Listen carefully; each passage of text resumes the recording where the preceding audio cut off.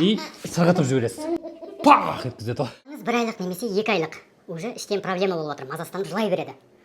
Іштен жел шығара алмай жатыр. Ондай жағдайда былай көмектессеңіз болады, үй жағдайында балаңызға. Лайк басыңыз бірінші.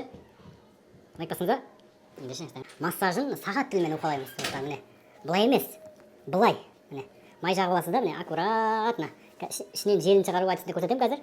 Вот осылай кіндіктің айналасын, іштің бұлшық еттеріне осылай аккуратно массаж жасаймыз. Міне. Сосын былай емес. Міне. Былай.